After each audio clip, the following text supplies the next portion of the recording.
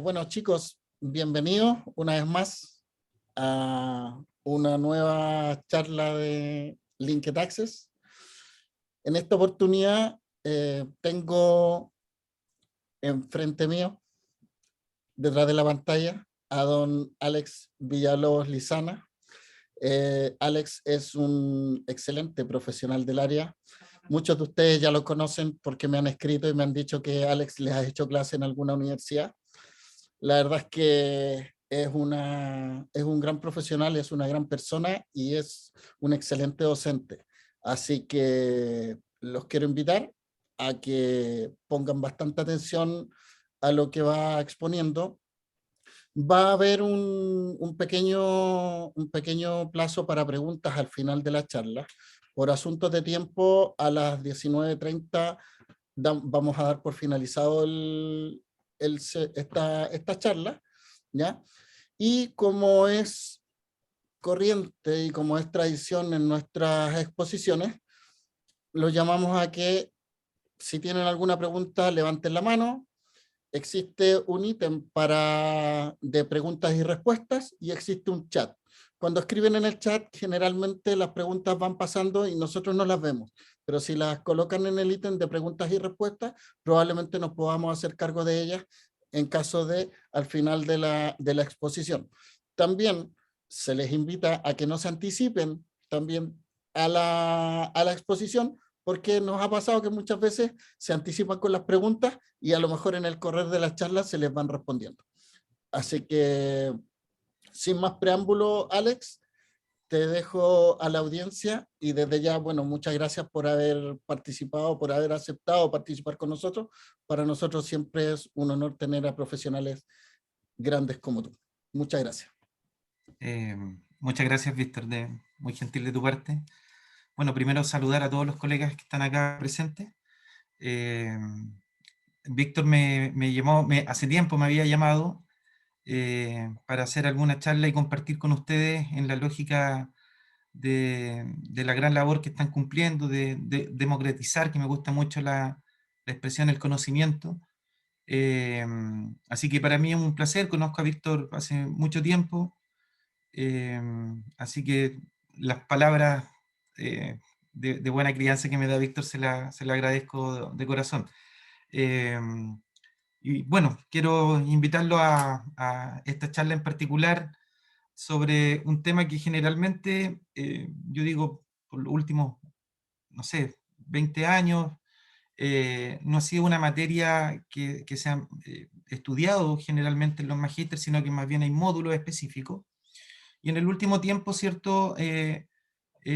Ha habido también ahí una demanda con respecto a conocer esta materia, y con motivo, evidentemente, de la modificación de la ley 21.210, donde hubo, ¿cierto?, una serie de modificaciones y aclaraciones dentro a la ley de impuesto a la herencia y donaciones, es que ha tomado cierto gran demanda de conocer. Este impuesto particularmente es un impuesto basado jurídicamente en el Código Civil, ¿cierto? Tiene muchos elementos del derecho, pero eso no obsta, ¿cierto?, a que los distintos profesionales del área puedan dedicarse, estudiarlo. Es un impuesto, a mi modo de ver, bonito de estudiar porque también uno le afecta en sus relaciones diarias, en su quehacer familiar, ¿cierto? Generalmente uno tiene un amigo, un familiar, sin querer, en algún momento va a llegar, ¿cierto?, la muerte de alguien, y esto tiene consecuencias jurídicas, y evidentemente es una materia que es importante conocerla, y también le sirve a uno mismo en caso de poder, ¿cierto?, dejar ordenadito sus cosas antes de partir de este mundo terrenal. Así que dichoso de participar con ustedes, de verdad que un privilegio para mí estar acá, y estoy a disposición de ustedes en lo que estimen pertinente. He hecho una presentación, cierto, acorde al tiempo, sin lugar a dudas, en este ámbito y espacio de conversación estamos llanos a responder cada una de las preguntas y conversar sobre esta materia. Lo primero, establecer, cierto, dentro de los conceptos generales del impuesto a la ley de herencia y donaciones, yo parto siempre señalando y mirando el impuesto a la renta, ¿ah? Porque generalmente las personas me dicen, oye, cuando recibo una herencia o recibo una donación, tengo un incremento patrimonial.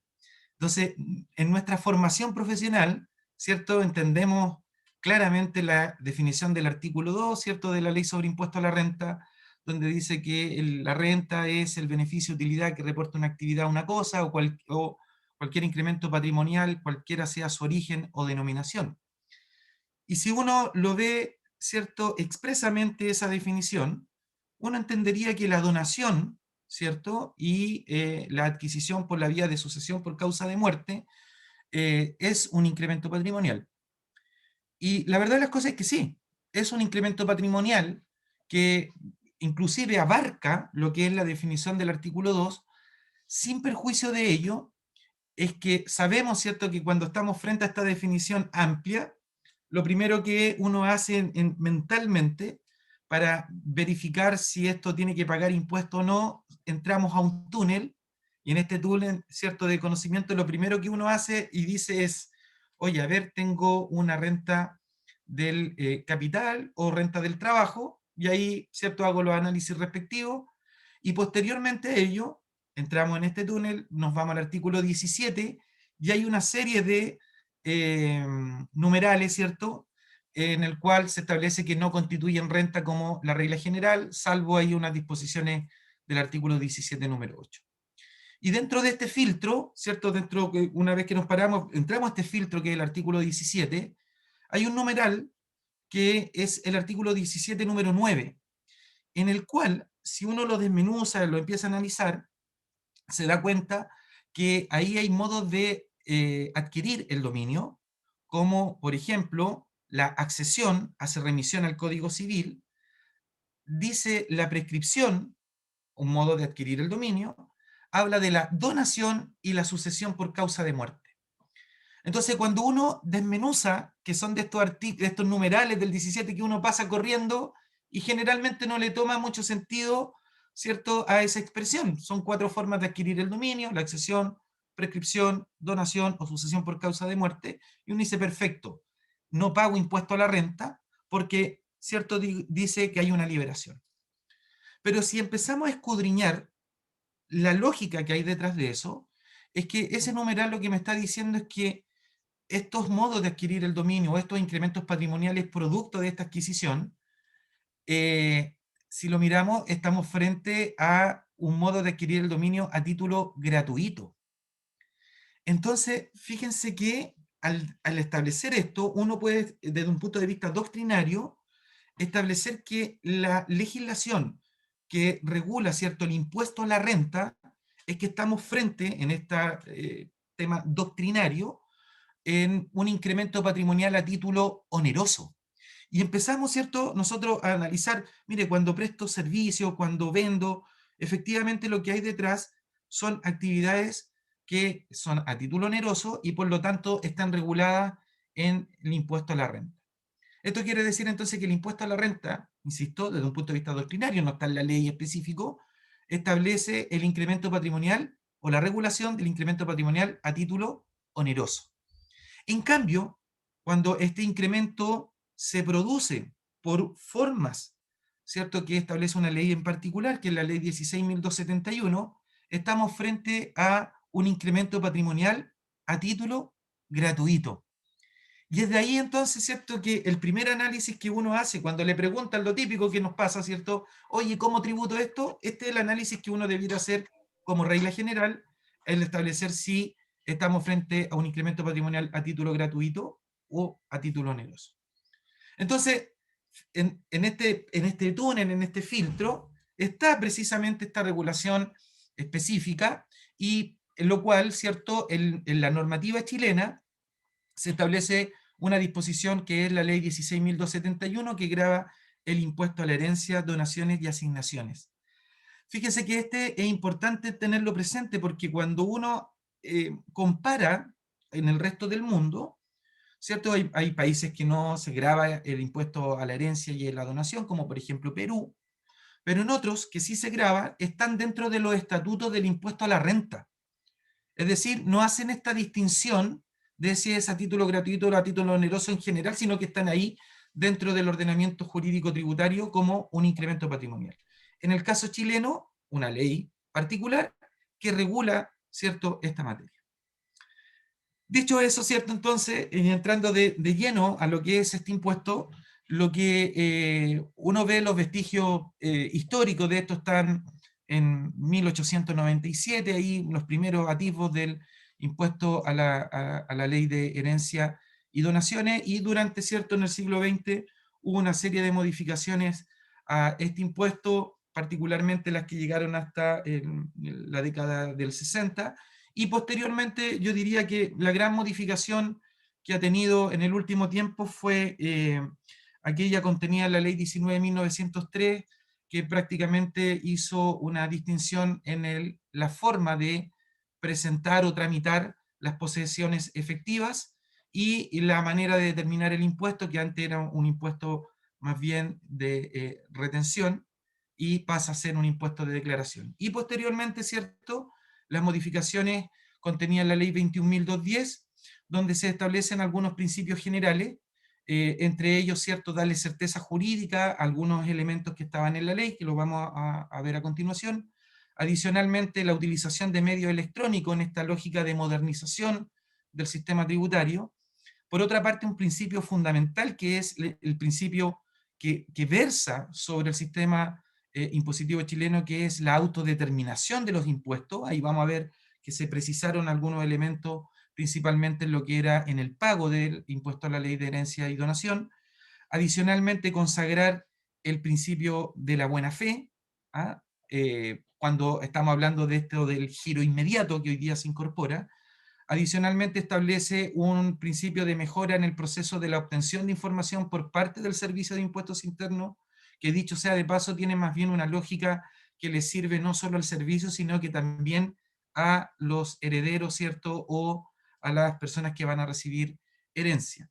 Y por su parte, se agregó también una serie de franquicias tributarias que obedecían principalmente a alguna demanda de ciertos sectores de la sociedad, principalmente por, ¿cierto?, argumentar que había detrás una especie de doble tributación económica, por cierto, y adicionalmente establecer algunas franquicias tributarias para determinado tipo de personas con algunas situaciones en particular. Y otro gran principio de esto tiene que ver con lo que es las facilidades de pago, y que evidentemente también obedecía a demandas de algunos contribuyentes que decían, mire, recibimos algo, no tenemos la liquidez, y por lo tanto, ¿cierto?, apuntamos a tener alguna facilidad del modo de pagar.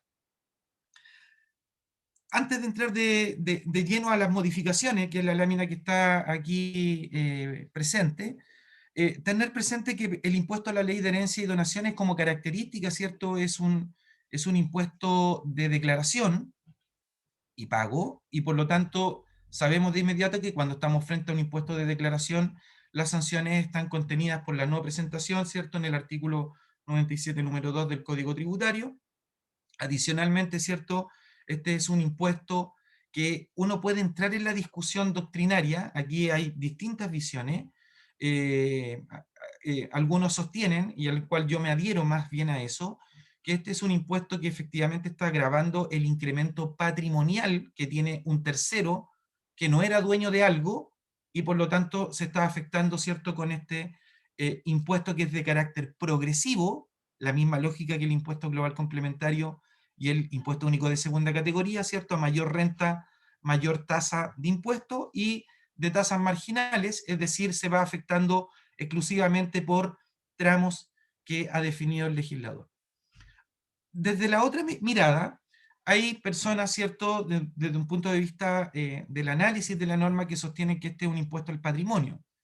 Pero cuando uno empieza a desmenuzarlo, fíjense que si nosotros tomáramos en cuenta que si este fuera un impuesto patrimonial, si estuviera gravando a la misma persona de la cual es dueño.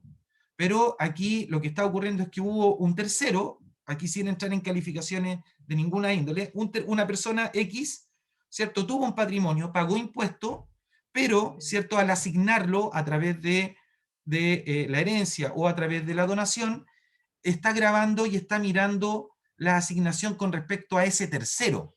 Ahora, hay una doble tributación económica, evidentemente, fueron rentas o patrimonios que pagaron impuesto en su origen, pero con una persona distinta a lo que está grabando hoy día, ¿cierto? Este incremento patrimonial. Por eso yo parto siempre en esta lógica de entender que este es un, como está definido, es un incremento patrimonial que ha obtenido una persona, ¿cierto? Un tercero, que en su momento no tuvo un sacrificio económico. Y es de ahí, ¿cierto?, que algunos autores, algunos tratadistas, ¿cierto?, de la materia, por ejemplo, como el profesor Francisco Safi, sostienen que detrás de esto hay una lógica de establecer ciertos grados de desigualdad que se provocan en el origen, y por lo tanto es un impuesto que trata de establecer ciertos grados de igualdad en la sociedad para que, ¿cierto?, esta riqueza se reparta. Esas son opiniones de índole doctrinaria. Adicionalmente, hay que tener presente que la ley 16.271 establece este impuesto, señalando algunas particularidades y mirando lo que es el parentesco, es decir, las relaciones de familia. Y así es como, por ejemplo, cuando estamos hablando de parientes cercanos, la ley establece algunas exenciones y adicionalmente establece ciertos recargos para aquellos, ¿cierto?, que están en lazos de parentesco o no tienen lazo, al final, ¿cierto?, de este traspaso de herencia. Dicho sea de paso, entonces, lo que hay que remitirse, por ejemplo, en el caso del impuesto a la ley de herencia, es que el Código Civil establece ciertas líneas sucesorias, ¿cierto?, que en el ordenamiento jurídico civil se deben respetar independiente si estamos frente a herencias testadas o intestadas, en el cual prevalece, ¿cierto? En primera línea están los ascendientes y la cónyuge. Para todos los efectos jurídicos, el cónyuge o la cónyuge o el conviviente civil o la conviviente civil no son eh, parientes propiamente tal, sino que son cónyuge o conviviente civil. Entonces, en el primer orden están ellos, después en segundo orden están los ascendientes y la cónyuge. En el tercer orden se encuentran los parientes en la línea colateral, en segundo grado, que son los hermanos, tercer grado, los sobrinos, cuarto grado, el hijo del sobrino, quinto grado, el hijo del sobrino, y sexto grado, el hijo del sobrino. Y posteriormente, ¿cierto? Al final de esta cadena se encuentra el fisco, y por lo tanto cuando son excluyentes unas líneas de otra, es decir, si en la primera línea hay hijos, obviamente no van a pasar al segundo grado. Como yo les decía, el Código Civil, por su parte, tenemos dos formas, en el caso del impuesto a la ley de herencia, de transmitir este patrimonio. Uno es a través de lo que se llama el testamento, en el cual hay una serie de disposiciones que se encuentran regladas en el Código Civil, y en el cual establece ciertas reglas que se deben respetar, por ejemplo, las líneas sucesorias, y en el caso del ordenamiento jurídico chileno, solo le queda al causante, en este caso, o al testador, la posibilidad de entregar, en el caso de las testadas, un 25% o un cuarto, ¿cierto?, de mejoras a los legitimarios, que son los hijos, los ascendientes, perdón, los descendientes, ascendientes y la cónyuge o la cónyuge, el conviviente o la conviviente civil, y adicionalmente solo le queda de libre albedrío de entregarlo a cualquiera, ¿cierto?, que es la cuarta de libre disposición.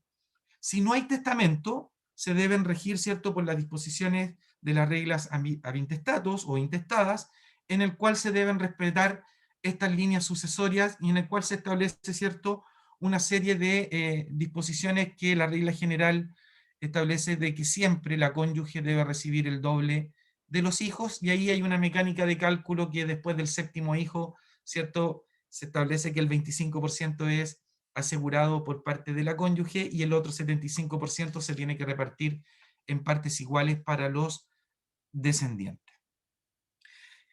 Cuando establezco entonces el impuesto a la ley de herencia, ¿cierto?, el elemento fundamental entonces es definir quiénes son los herederos, y por su parte otro elemento, colega, que hay que tener siempre presente y que siempre genera confusión, tiene que ver con la territorialidad, ¿ah?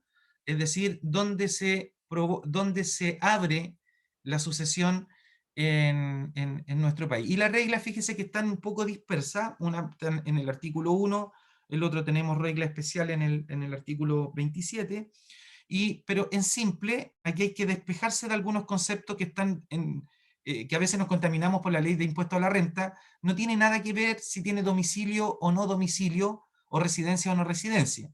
Aquí el elemento fundamental es que si la sucesión se abrió en Chile, ¿sí?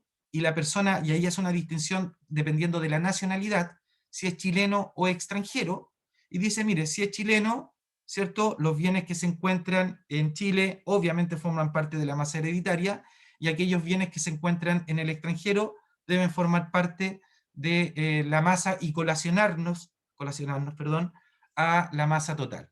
Si es extranjero y la sucesión se abrió en Chile, la lógica es lo mismo, no hay que mirar el domicilio o la residencia, sino que se abrió en Chile, era extranjero, ahí dice que se deben colacionar los bienes que están en Chile, evidentemente, y los que están en el extranjero, en la medida que esos bienes que están en el extranjero hayan sido adquiridos con renta de fuente chilena. Ahora, si la sucesión se abrió en el extranjero, por ejemplo, X, y hay bienes en Chile, ahí también va a aplicar el impuesto solamente por los bienes que se encuentran en Chile. Esa persona podría haber sido chileno estando en el extranjero o extranjero estando en el extranjero. Yo siempre, por ejemplo, esto es bonito, uno puede decir, mire, falleció un X futbolista importante, famoso en el mundo, que no es domiciliado ni residente en Chile, ¿cierto? Murió en un país vecino, y supongamos que ese futbolista tuvo o tenía bienes en Chile. Bueno, los herederos, de acuerdo al artículo 27 de la ley 16.271, van a tener que tramitar porque habían bienes en Chile y por lo tanto deberán pagar el impuesto con respecto a esos bienes, el impuesto a la herencia que contiene la ley 16.271. En ese contexto, fíjense que también operan las mismas reglas para las donaciones. Ahora, ¿qué es lo que ocurre en las donaciones? El servicio, a través de distintos oficios, de hecho hay un oficio de este año que es el oficio 1021, donde le preguntaron a raíz de una persona que quería recibir una donación en nuestro país de medicamentos, y le preguntaron si esa donación estaba afecta a impuestos. Entonces el servicio claramente en un oficio fue preciso, dijo, miren, operan las mismas reglas que en el caso de la herencia, pero en términos simples es lo siguiente. Dice, deben cumplirse cuatro requisitos. Si la donación es en el extranjero, que el donante sea extranjero, que el donatario, es decir, quien está recibiendo la donación, sea, ¿cierto?, un chileno, que la donación, ¿cierto?, se provoque en el extranjero y que eventualmente esa donación, para gatillarse o estar afecta a impuesto en Chile, tiene que ser provenientes con recursos que hayan obtenido su origen de fuente chilena. Quiere decir que si a mí me hacen una donación en el extranjero, un donante extranjero, yo soy chileno, ¿cierto? Recibo la donación, pero esa donación, los recursos fueron de fuente extranjera, esa donación no se va a gravar en Chile y no va a estar afecta a impuestos a las donaciones. La pregunta viene de vuelta, bueno, ¿tuvo un incremento patrimonial? Sí, pero no constituyó un hecho grabado bajo la ley 16.271. Ah, ¿tendré que pagar un impuesto a la renta? No. ¿Por qué? Porque el artículo 17, número 9, no hace, de la ley sobre impuesto a la renta, no hace distinción si esta donación o la forma de adquirir sucesión por causa de muerte haya sido en Chile o en el extranjero. Por lo tanto, ahí se genera, ¿cierto?, una renta o un incremento patrimonial sin que pague impuesto en nuestro país, ya sea por donación, ¿cierto?, porque no hay hecho grabado, y por su parte impuesto a la renta, porque hay una liberación en el número 9 del artículo 17. Entendiendo eso entonces, ¿cierto? Como este elemento del hecho grabado, después lo que tenemos que tener siempre presente es la conformación de la base imponible, y ahí hay reglas específicas que están en el artículo 46, que establece una serie de letras en el cual va distinguiendo el tipo de bien, por ejemplo, los bienes raíces, que está en la letra A, en la letra B, las acciones, y así sucesivamente. La regla general establece de que, por ejemplo, en el caso de los bienes raíces, el avalúo fiscal, si la propiedad fue adquirida antes de los 3 años de la fecha de la delación, se debe considerar el avalúo fiscal o el valor comercial, el mayor de los dos, por ejemplo. y un vehículo también se establece el avalúo fiscal, y en el caso de aquellos que no tienen una regulación especial, lo que establece la norma en términos amplios es eterna discusión de qué es lo que es la denominación del valor corriente en plaza. En el caso de las acciones, por ejemplo, establece una regla particular que si tienen presencia o movimiento financiero son con el promedio de los últimos 6 meses, y si no se puede determinar, dice la ley, debe preguntarle a la Comisión de Mercado Financiero, ¿cierto? Que todavía la ley no se modificó, ahí en la 16.271 habla de la Superintendencia de Banco o la Superintendencia de Valor y Seguro, hoy día sabemos que está refundida en la Comisión de Mercado Financiero. Y si no, ¿cierto? Deberá valorizarla al valor corriente en plaza. Cuando estamos frente a empresas unipersonales o sociedades de personas, ahí la ley, la letra F, establece una valorización especial y dice que tengo que ir a mirar el activo en función de las reglas especiales o los numerales que establece el artículo 46. Y en aquellos bienes que se encuentran en el extranjero, siempre es valor corriente en plaza. Si adicionalmente la ley dice, mire, si no hay ninguna regla específica dentro del artículo 46, establece una disposición en el 46 bis que dice que debe valorizarse aquellos bienes que no tienen una regla especial de acuerdo al valor corriente en plaza.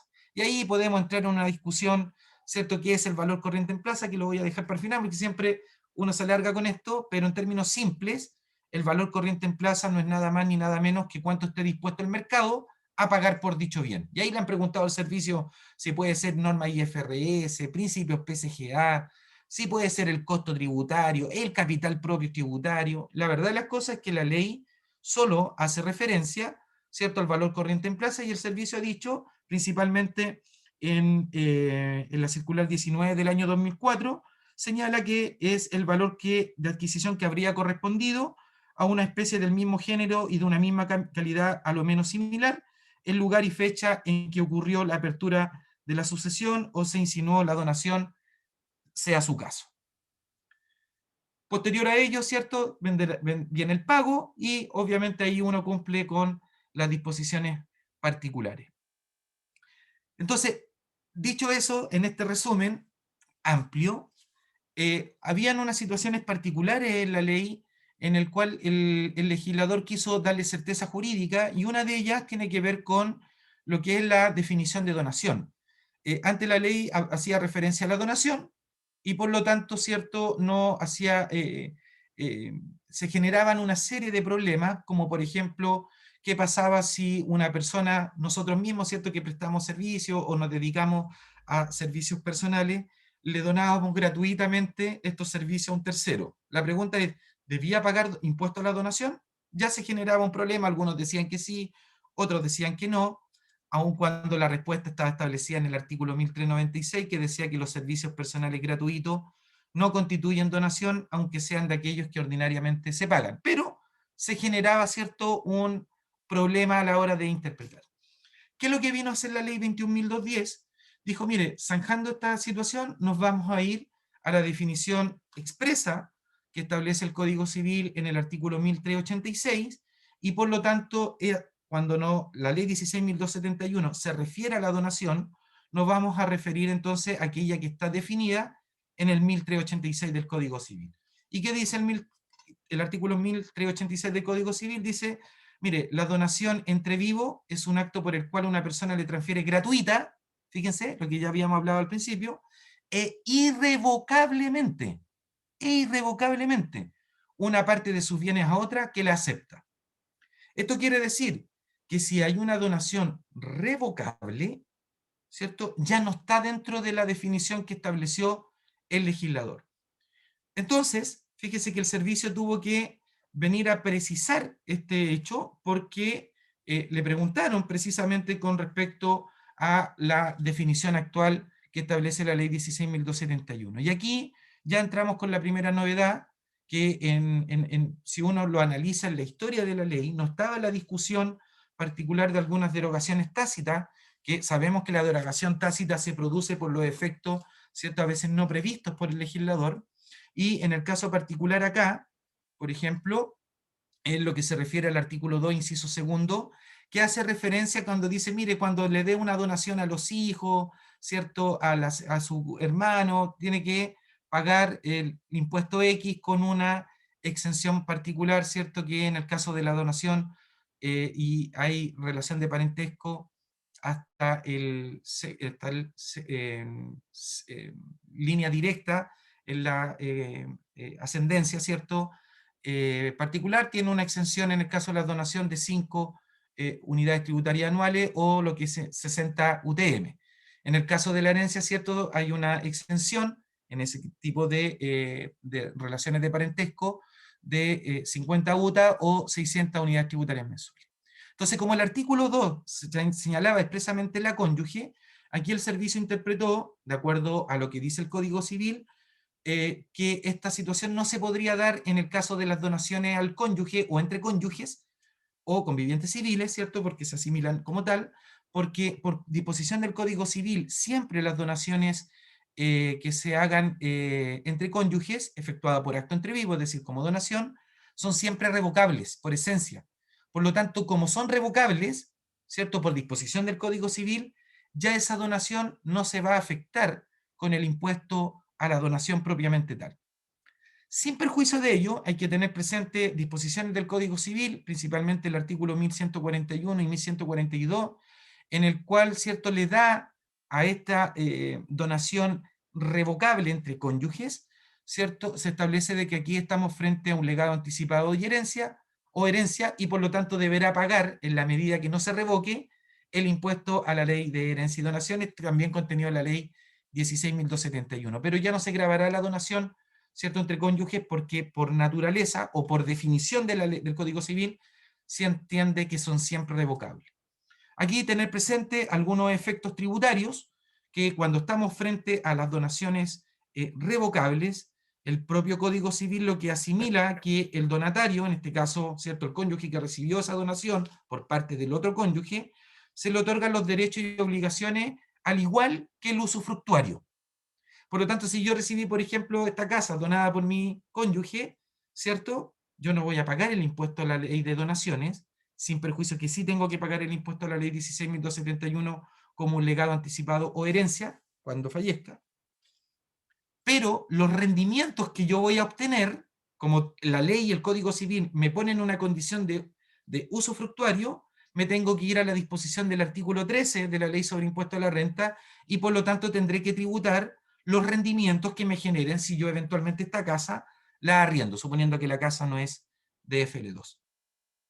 Adicionalmente, dentro de estas derogaciones tácitas, producto de la definición del Código Civil, ¿cierto?, perdón, de la definición que mandó el Código Civil, también se eliminó tácitamente el artículo 22, inciso segundo, en el cual, ¿cierto?, establecía de que cuando yo le donaba a alguien de manera revocable, ¿sí?, había que pagar el impuesto a la donación, y si eventualmente, ¿cierto?, después yo revocaba esa donación, lo que tenía que hacer el donatario era pedirle la devolución al donante del impuesto que había pagado por la donación. Entonces, tener presente esto, porque no está dentro de la definición de la ley, sino que se desprende, ¿cierto?, por normas que están en el Código Civil. Dentro de las modificaciones, entonces, se precisó, porque también habían situaciones de que algunos decían, mire, el crédito que se paga por el impuesto a la herencia en el extranjero, ¿cierto?, que si se paga impuesto a la herencia constituye también un crédito contra el impuesto a la herencia en Chile, decían que solo le aplicaba a la herencia y no a la donación. Entonces, el legislador lo que hace acá es decir, mire, precisa, en el caso de que la donación se hecha en el extranjero, se grave, cumpliendo cierto los 4 requisitos que ya mencionamos anteriormente, que, la donación, que el donante sea un extranjero, que la donación se haga en el extranjero, que el que recibe la donación, ¿cierto?, sea chileno o domiciliado en Chile, y que adicionalmente, ¿cierto?, esa donación se haya hecho con recursos que provenían de Chile. Si estamos en ese escenario, ¿cierto?, se va a afectar con el impuesto a la donación en Chile, y lo que dice la ley, que si esa donación pagó impuesto en el extranjero, ese impuesto pagado en el extranjero constituirá, ¿cierto?, un crédito contra el impuesto a la donación efectuado en Chile. Adicionalmente establece de que si hay un exceso de ese crédito, de ese crédito bien digo, no constituirá una devolución y se deben regir por las disposiciones, ¿cierto?, para efectos del tipo de cambio contenida en el artículo 41A número 7, que hoy día sabemos que son principalmente el tipo de cambio el 31 de diciembre. Por su parte, la propia ley establece que el acto o contrato de donación en el extranjero es independiente de las solemnidades o formalidades que hay en ese país. Evidentemente, ¿cierto?, lo que hace el legislador es reconocer que en cada país habrá una legislación especial, pero, ¿cierto?, atendiendo a las formalidades, es decir, en otros países no existe este trámite de ir a un tribunal que le autorice la donación, y por lo tanto, si en ese país no ocurre ello, no se van a pedir más formalidades de las que se exigen en ese país.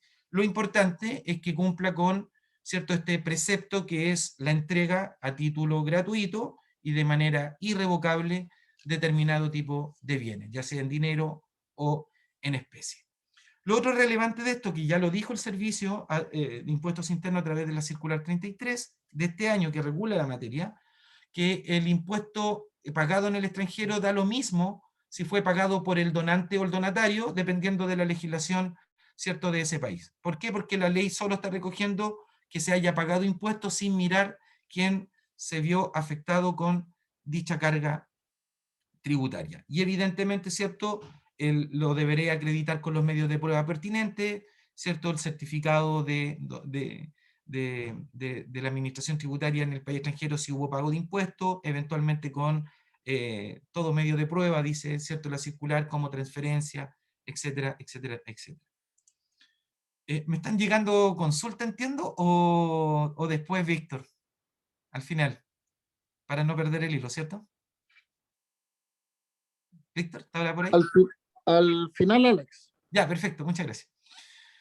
Otra de las modificaciones importantes, importantes digo porque vino a cambiar, ¿cierto?, una lógica que se daba en la práctica, que me tocó verlo, ¿cierto?, que era la situación de cuando fallecía el cónyuge, ¿cierto?, y quedaban bienes, y habían herederos los hijos o nietos, ese cónyuge, si el día de mañana fallecía, tenían que nuevamente ese patrimonio que había sido traspasado, ¿cierto?, por el cónyuge sobreviviente o la cónyuge sobreviviente, debía pagar nuevamente impuestos. Entonces, aquí en algunos casos lo que hacían era, como la persona ya era mayor, la cónyuge renunciaba a la herencia y por lo tanto iba a llegar directamente el patrimonio a los herederos, y de esa manera, ¿cierto?, legal, porque es legal renunciar a la herencia, uno también puede renunciar, uno está obligado a aceptarla, ¿cierto?, o puede repudiar la herencia, lo que se llama.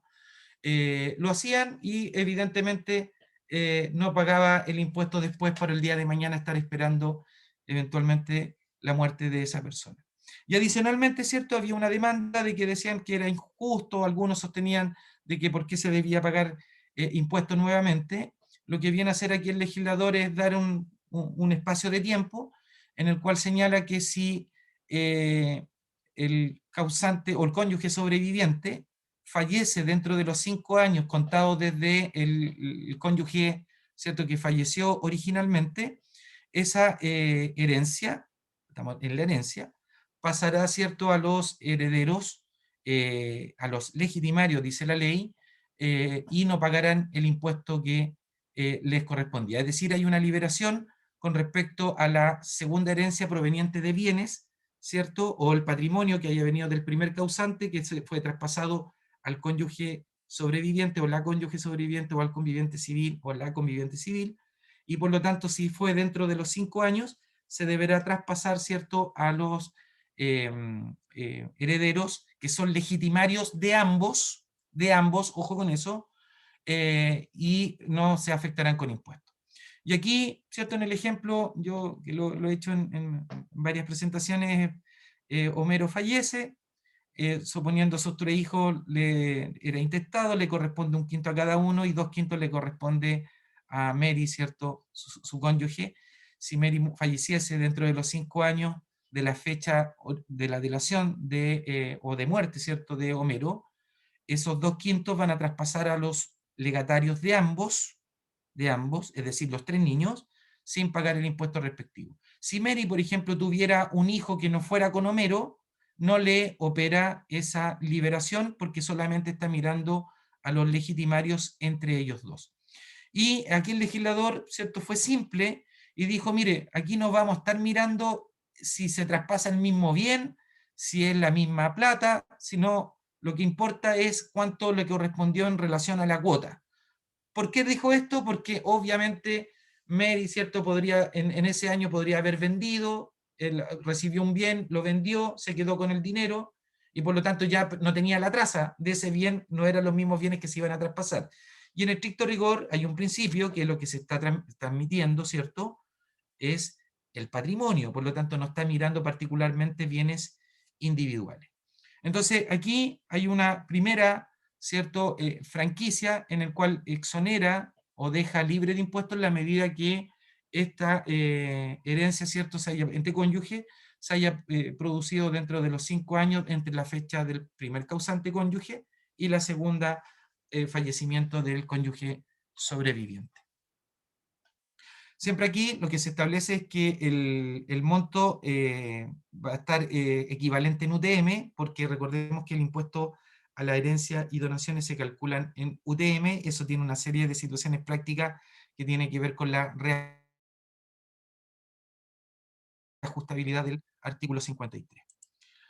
Otra de las franquicias importantes que vino a establecer la 16.271 obedecía principalmente a cierta demanda, ¿cierto?, de la sociedad, donde gente que recibe donaciones, por ejemplo, a mí me hubiese encantado que se hubiese puesto algo con respecto a las personas cuando es para pagar la cuenta médica. Vamos a ver que se liberó una parte de eso para que la gente pueda donar de manera libre, ¿cierto?, en función de la autonomía de la voluntad.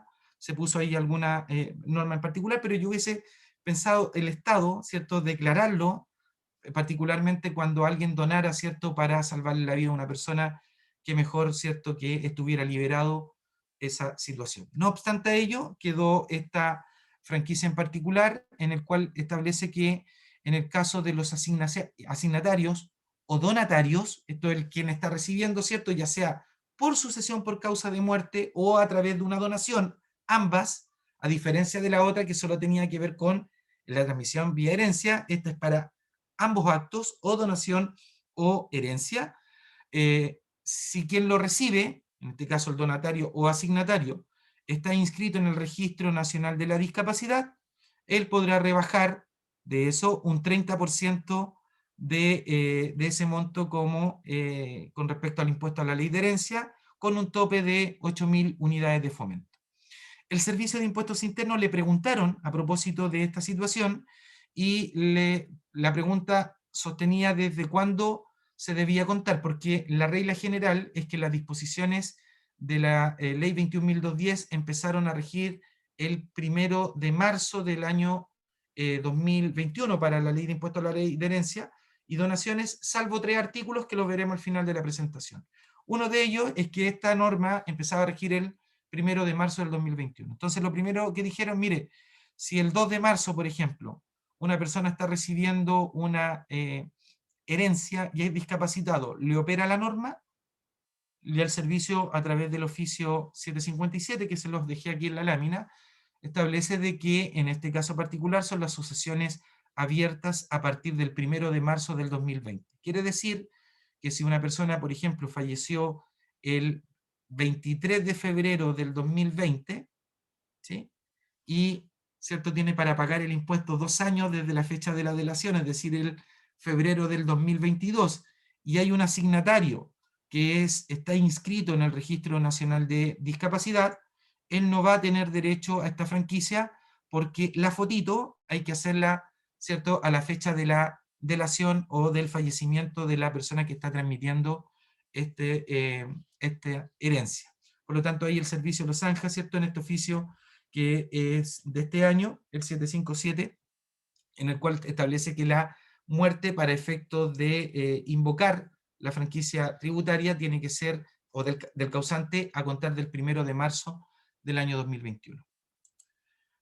Otra de las situaciones particulares, y aquí me voy a detener un poquito porque siempre uno, cuando explica esta norma por sí solo, uno se pierde. Cuando uno empieza a conformar la masa hereditaria, ¿cierto? Establezco todos los bienes que tengo, o que tiene la persona, el causante, establezco las valorizaciones, que ya lo dijimos, ¿cierto? En el artículo 46, si es una propiedad, la regla general avalúo fiscal, etc.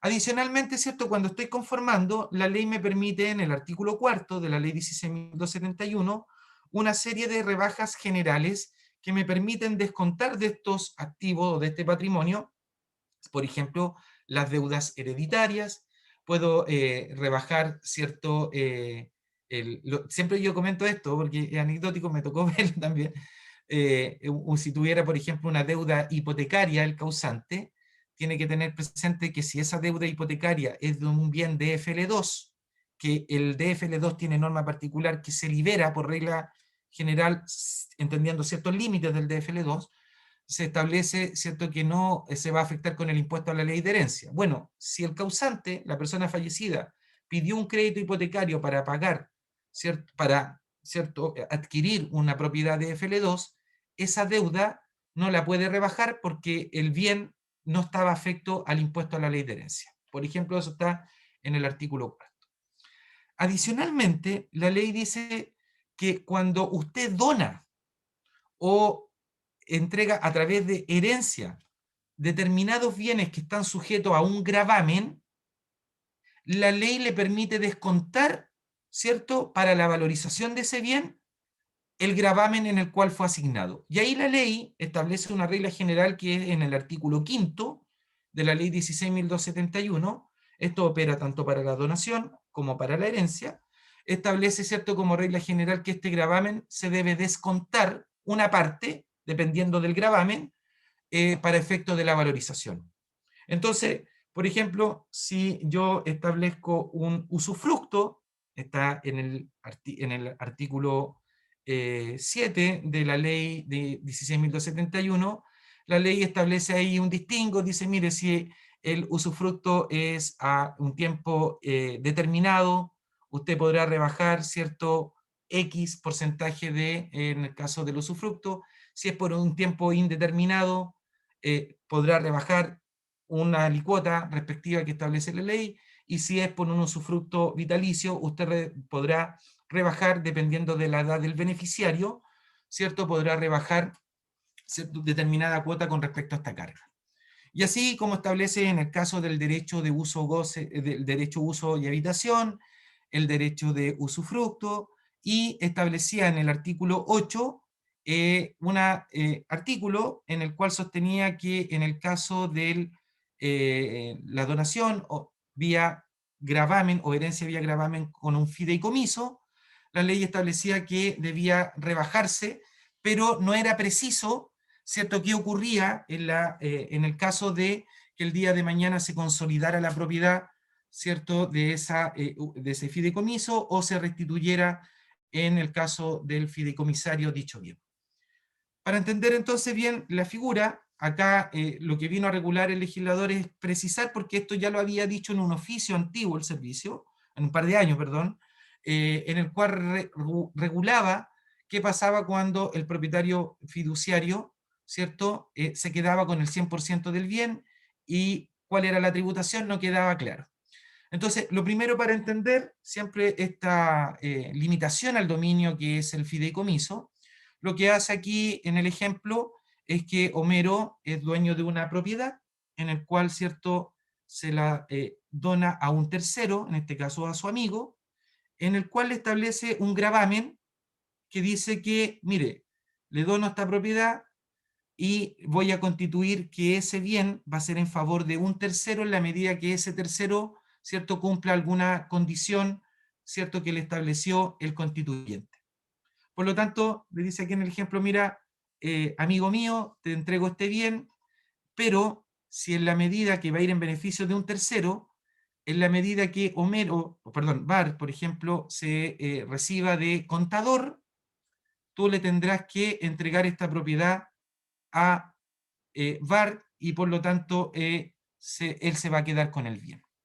Entonces, cuando hay una donación fideicomisaria, por ejemplo, en este caso, que se le entregó el bien, lo primero que vino a hacer la ley es que en el caso del propietario fiduciario, quien tiene la propiedad, ¿cierto?, sujeta a la condición que cumpla VAR el día de mañana, él va a tener que pagar el impuesto a la donación con respecto al bien que le entregaron, y ahí la ley estableció que en el caso del fideicomiso, esta rebaja será de un 50%. Si el día de mañana VAR cumple la condición que le puso su padre, ¿cierto?, en este fideicomiso, bueno, VAR, si cumple la condición, el propietario fiduciario lo que va a hacer, jurídicamente se llama, restituir este bien al fideicomisario, y por lo tanto VAR va a quedar con ese bien. Lo que hace entonces el artículo 8º, que se agrega al inciso 2º y 3º, es regula esa situación donde le dice, mire, señor propietario fiduciario, usted al momento de la donación me tendrá que pagar el 50% del bien valorizado de acuerdo a las normas del 46, y si el día de mañana, ¿cierto?, VAR cumple la condición, usted le tiene que restituir este bien a él, y VAR va a tener que pagar por el monto completo de la donación, pero, le dice la ley, le podrá dar de crédito el impuesto que usted pagó, ¿cierto?, del 50%, es decir, para completar la tributación del 100% en este incremento patrimonial a título gratuito. Ahora, si el día de mañana VAR, ¿cierto?, no cumple la condición, ¿cierto?, se dedicó a pasarlo bien, no se graduó de contador, de abogado, de ingeniero, o la profesión, ¿cierto?, que sea, no cumplió la condición, el bien, al no cumplirse la condición, se consolida en el propietario fiduciario, y en ese caso la regla lo que dice es que el propietario fiduciario entonces va a tener que pagar el 50% restante, dando de crédito el impuesto que haya pagado al momento de la constitución del fideicomiso. Por eso, siempre tener importante que las reglas del gravamen están en el artículo 5, 6, 7 y 8, y ahí tener presente que la ley le permite, ¿cierto?, rebajar de la valorización para efecto de la base imponible determinada alicuota que establece en el caso particular para, en el caso de las pensiones de pensiones alimenticias, ¿cierto?, o pensiones que se le entregan a personas, o en el caso del derecho de uso o habitación, que se rige por las reglas del usufructo, que hay norma especial. Si hay usufructo, ya les comenté que hay distintas reglas dependiendo de la duración del usufructo, y adicionalmente en el caso del fideicomiso establece una regla en el artículo 8º que se podrá rebajar un 50%.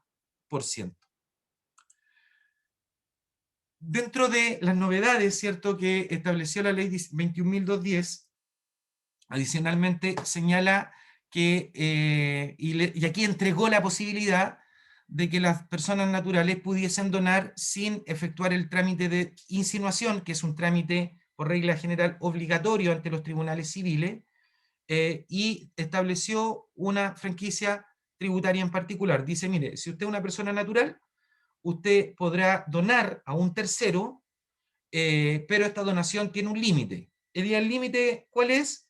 El 20% de la renta afecta al impuesto global complementario, que es la renta neta, ¿cierto?, para los que conocemos el formulario 22, el código 170, y si usted no es contribuyente del global complementario, serán las rentas del artículo 42, número 1.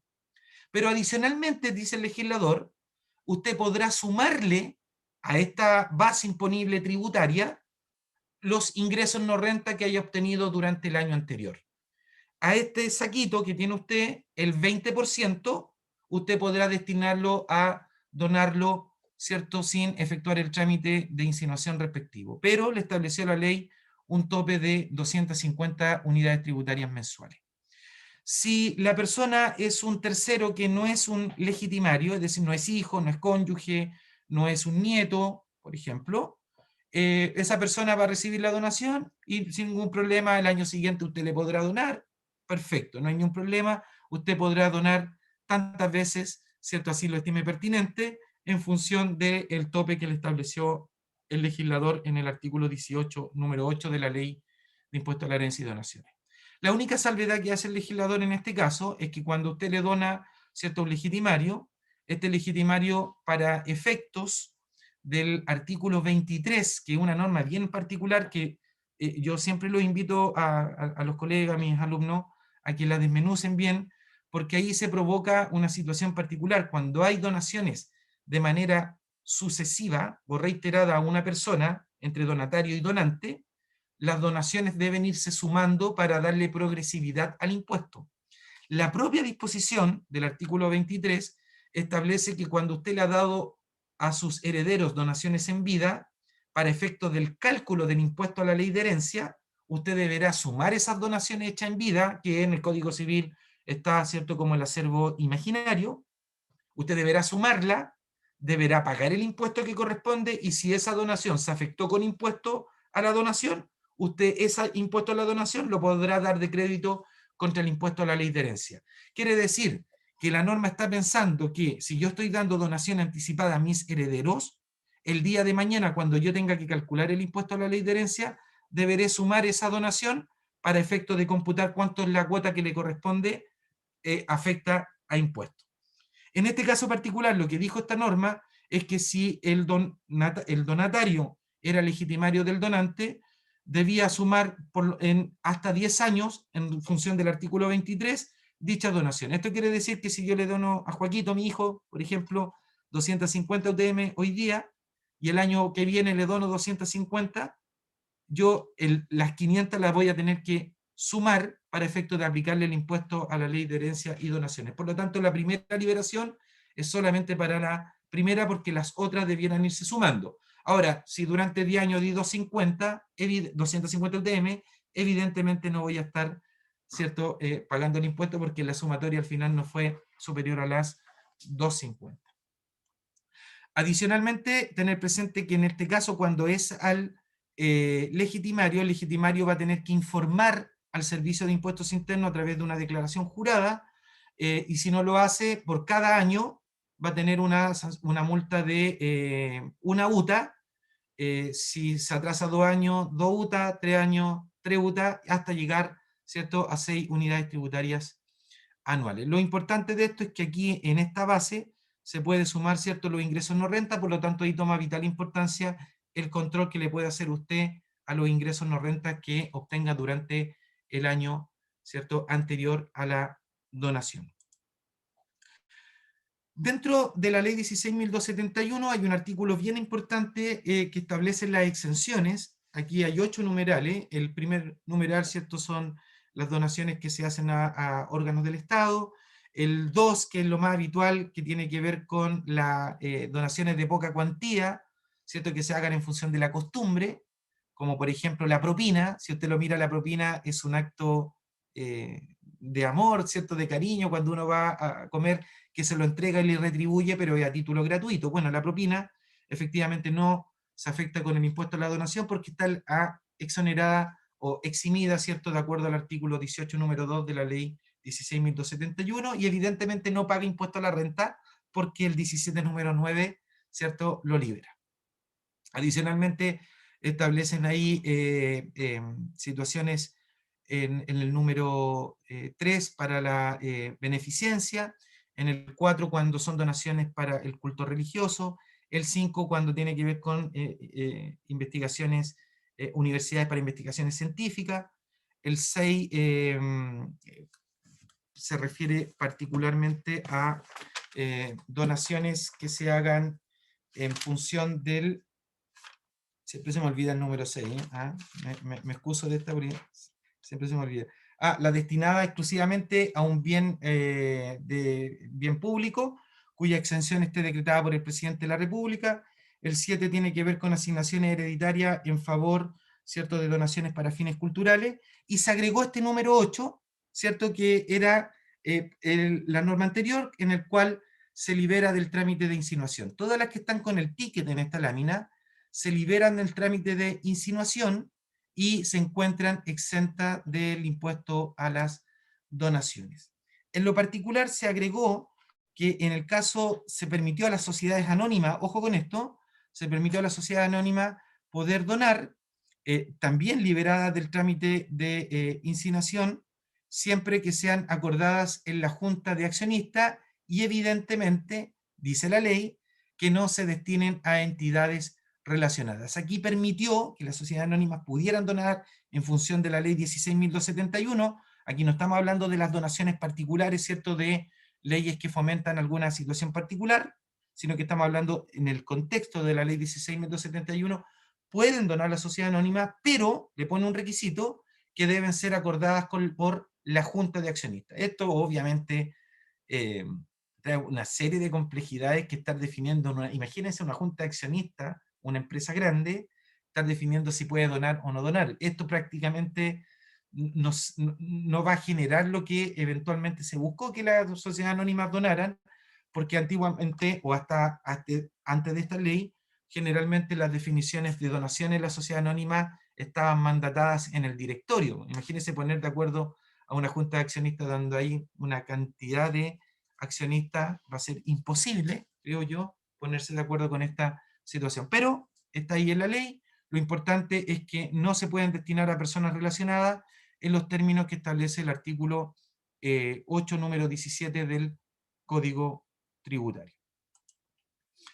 Dentro de las disposiciones también que establece la ley 16.271, si ustedes se fijan, hay una serie de antecedentes que se piden a terceros, por ejemplo, a los conservadores de bienes raíces.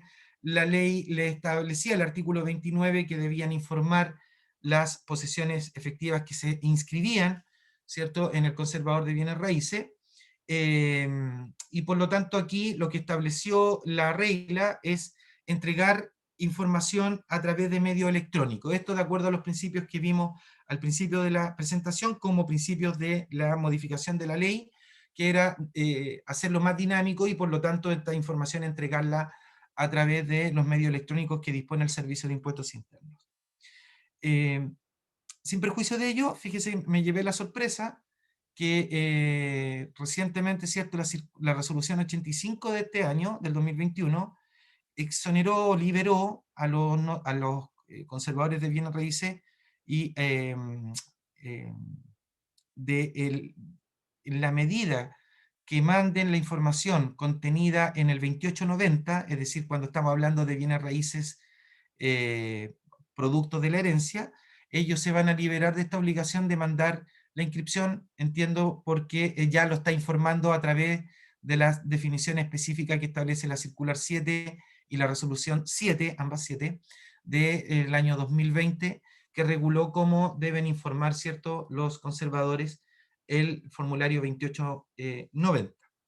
Adicionalmente, yo siempre les transmito a los alumnos, cuando estén tramitando la posesión efectiva o estén confeccionando la posesión efectiva, se da una situación particular que muchas veces las personas no saben que el causante pudo haber tenido una arriendo, una caja de seguridad en un banco, por ejemplo, o la entidad que administre cajas de seguridad, y por lo tanto, ¿cierto? Ahí una particularidad es preguntarle a la Comisión de Mercado Financiero, como de parte del checklist, cuando uno dice, mire, voy a ir a mirar los fondos previsionales, le pregunto a la superintendencia para que me digan qué AFP está, para ir a preguntarle a la AFP que me entregue el certificado de saldo, le voy a preguntar a la Comisión de Mercado Financiero si esta persona tiene acciones que están inscritas, etc. Empiezo, ¿cierto?, a buscar la información y obviamente una de las informaciones importantes es la que tiene el Servicio de Impuestos Internos. Dicho esto, entonces, fíjense que hay una norma que establece que los bancos, principalmente o aquellos que arriendan cajas de seguridad, la ley establecía de que 2 veces al año, era semestral, debían informar quién eran los arrendatarios de cajas de seguridad, cosa que el Servicio de Impuestos Internos obviamente no sabe lo que está dentro, pero sí sabe que esa persona tiene algún bien o tiene algún documento que pueda constituir parte de la masa hereditaria, y por lo tanto el servicio sabe de esta información producto de esta declaración jurada que debían enviar los bancos producto del arriendo de cajas de seguridad. ¿Qué es lo que vino a hacer aquí la ley? Hacer una precisión que en el caso de las cajas de seguridad que están arrendadas en Chile o en sus oficinas o sucursales en el extranjero, ¿cierto?, también deberán informarla, aun cuando estén en el extranjero, si el banco es chileno. Por lo tanto, esta información va a llegar, y lo que vino a hacer aquí, ¿cierto?, la ley, establecer un procedimiento también a través de un sistema expedito, es decir, a través de la entrega de información por medios electrónicos, con la particularidad que ya no es 2 veces al año, sino que es una vez al año, ¿cierto?, en el mes de enero del año siguiente, en el cual se deberá informar, ¿cierto?, los bancos principalmente o aquellos que arriendan cajas de seguridad al Servicio de Impuestos Internos. Entonces aquí hay una recomendación que si el día de mañana usted tiene que tramitar, pregúntele al Servicio de Impuestos Internos si dentro de los antecedentes, ¿cierto?, existen cajas de seguridad para que usted haga el procedimiento que establece la ley, en el cual, ¿cierto?, se establecen ministros de fe, no puede llegar y abrirse la caja de seguridad, hay un protocolo que debe definir, ¿cierto?, la entidad que está arrendando esa caja de seguridad. Si hay alguna vulneración a ese procedimiento, hay sanciones y evidentemente, ¿cierto?, usted tendrá que regirse por ese procedimiento para efecto de abrir esta caja de seguridad. Lo importante que yo le recomiendo, siempre dentro del checklist, cuando uno dice, a ver, preguntemos, averigüemos, una de estas es importante. Usted se podrá encontrar ahí con sorpresas, joyas, documentos que marquen propiedad donde usted no tenía idea. Eventualmente puede haber un documento que le esté indicando que hay un, ¿cierto?, un bien en el extranjero, porque recordemos que si el día de mañana usted no coloca todos los bienes, después tiene que empezar a hacer la ampliación de herencia, y eso significa eventualmente, ¿cierto?, volver a hacer el trámite. Por lo tanto, es recomendable, sugerible, que siempre se haga, ¿cierto?, con todos los bienes que tenía el causante. Otra de las particularidades que se estableció, ¿cierto?, que este principio de la autodeterminación y autodeclaración, tiene que ver principalmente porque anteriormente lo que ocurría es que los contribuyentes de la sucesión, por ejemplo, iban a hacer, en el caso de la herencia, iban a presentar la posesión efectiva, y lo que hacía el servicio, entendiendo de que había una especie de revisión previa, no giraba hasta que validara, ¿cierto?, los bienes, por ejemplo.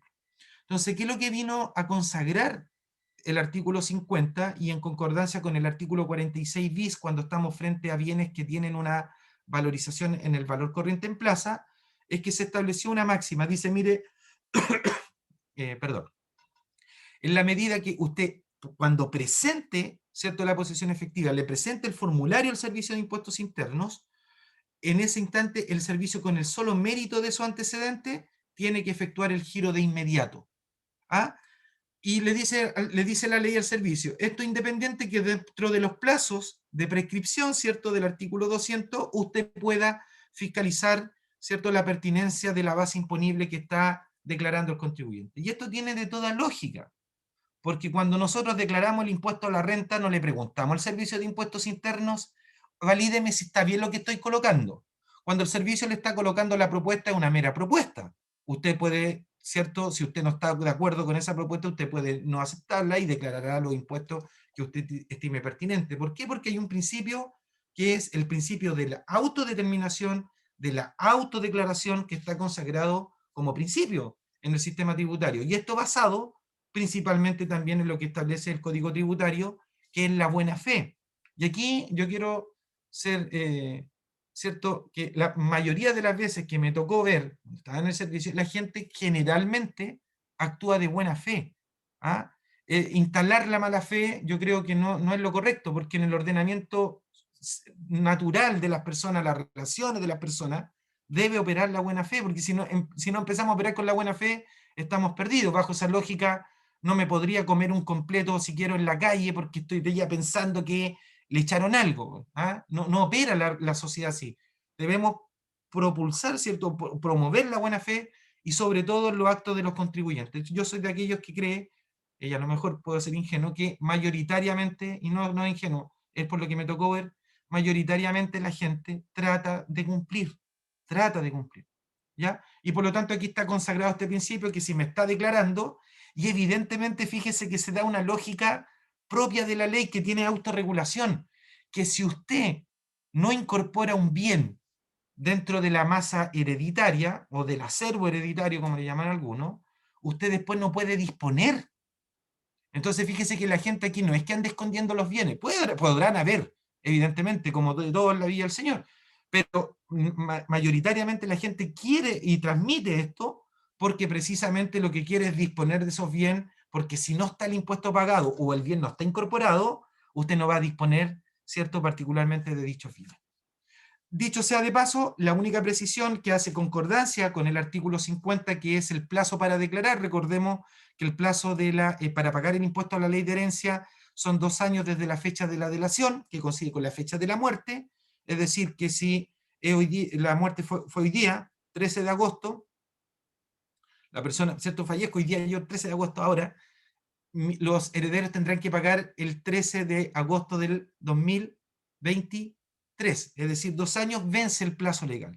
Una vez vencido el plazo, el servicio tiene por regla general, artículo primero del artículo 2, perdón, inciso primero del artículo 200, 3 años para fiscalizar los impuestos, y si no fue presentada, ¿cierto? Tendrá 6 años, o fue presentada maliciosamente, recordemos, malicia civil, no malicia penal, deberá pagar, ¿cierto? Deberá fiscalizar dentro de los 6 años. Por eso se dice desde que la fecha de la muerte hasta el plazo final, ¿cierto? Para el pago que tiene el servicio son 8 años. Después nos vamos a dar cuenta y esto se daba antiguamente, de que muchas personas trataban de no hacer el trámite, que pasara el plazo, y, ¿cierto? Y no pagaban el impuesto a la herencia esperando, ¿cierto?, que prescribiera. Pero vamos a ver que el servicio, a mi modo de ver, de manera brillante, trata de ponerle un coto por la vía interpretativa y, a mi modo de ver, correcta de lo que es el ordenamiento tributario chileno.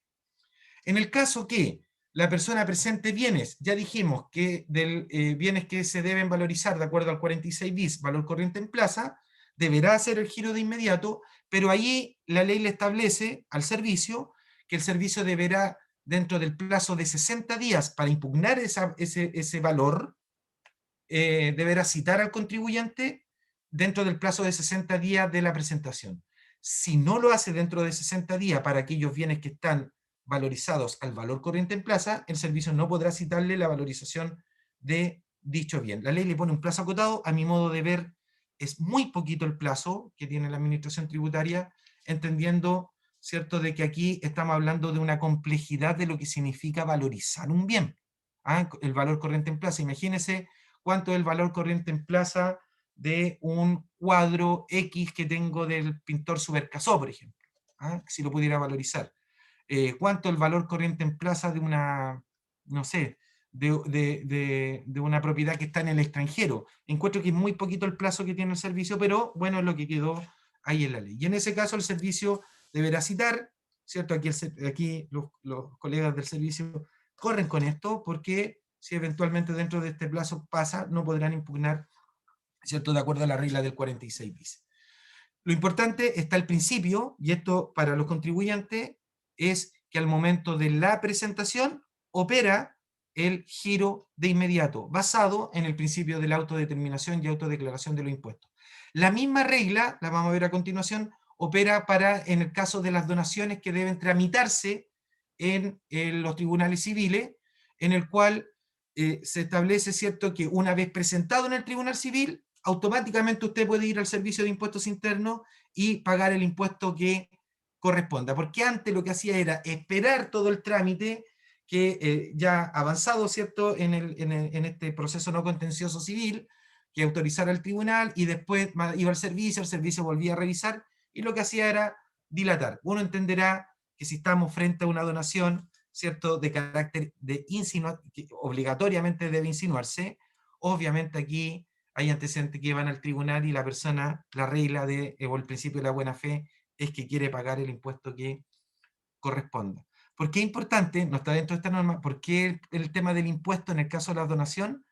Porque fíjese que en el caso de la donación, ese constituye su costo tributario para eventualmente el día de mañana cuando quiera enajenar dicho bien. Lo mismo que el impuesto a la herencia. Cuando usted recibe la herencia, el costo tributario va a ser aquel valor que fue consignado en la masa hereditaria para efectos del pago del impuesto a la ley de herencia, y ese será su costo tributario. Otra de las franquicias, entre comillas lo digo, la franquicia tributaria fue la particularidad que le permitió a las personas poder diferir, a los asignatarios, ¿cierto?, o herederos, poder diferir el pago del impuesto a la ley de herencia. Y en este caso, ¿cierto?, lo importante es que debe presentar esa solicitud de diferimiento al momento del plazo, al momento que usted presenta la posesión efectiva. Lo importante de esto es que se consideran cuotas de 3 años. Si usted, por ejemplo, el fallecimiento fue hoy día, al pedir el diferimiento, la primera cuota le va a vencer el 31 de diciembre del 2021, la segunda cuota 31 de diciembre del 2022, tercera cuota 31 de diciembre del 2023. si la persona incumple uno de estos plazos al 31 de diciembre, automáticamente, dice la ley, el 30 de marzo deberá pagar el plazo, el monto insoluto del impuesto respectivo, siempre mirando la cuota que le corresponde. ¿Ah? Es decir, pueden haber tantas solicitudes de diferimiento como tantos herederos existen. ¿Cuál es la particularidad de esto? Que fíjese que la ley estableció que igual los intereses corrían, igual iban a ir corriendo los intereses.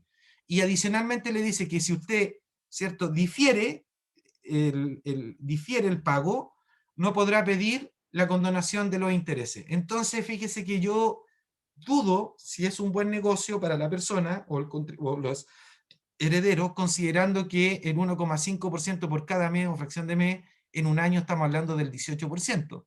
Quizás le sale más barato ir a pedir un financiamiento por fuera, ¿cierto?, externo, que no los propios intereses, porque no puedo pedir la condonación de esos intereses. Claramente, reajustes, ¿cierto?, van a estar definidos en función de la UTM, porque el impuesto a la herencia y donaciones, su reajustabilidad está dada en función del cálculo de las unidades tributarias mensuales.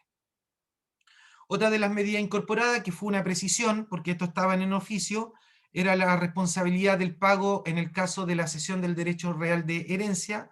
Aquí hay que recordar que como el derecho a la herencia, el derecho real de herencia, es un bien, usted tiene la posibilidad de poder enajenarlo, ya sea, ¿cierto?, de manera gratuita o onerosa. Usted lo podría vender, lo podría donar, y por lo tanto quien lo adquiere ese derecho real de herencia toma la posición del heredero original. Y lo que vino a hacer aquí la ley en el artículo 50, que dice que el cesionario, es decir, aquel quien adquirió el derecho real de herencia, ya sea a título gratuito o oneroso, ¿cierto?, se someterá a las reglas generales, y por lo tanto, de no haberse efectuado previamente el impuesto a la ley de herencia por parte del cedente, él, como cesionario, como se pone en la posición del cedente, deberá pagar el impuesto a la herencia. Es decir, el servicio podrá ir a cobrarle el impuesto a la herencia cuando alguien tiene un derecho real de herencia que fue adquirido. Esto fue una precisión porque el servicio ya lo había dicho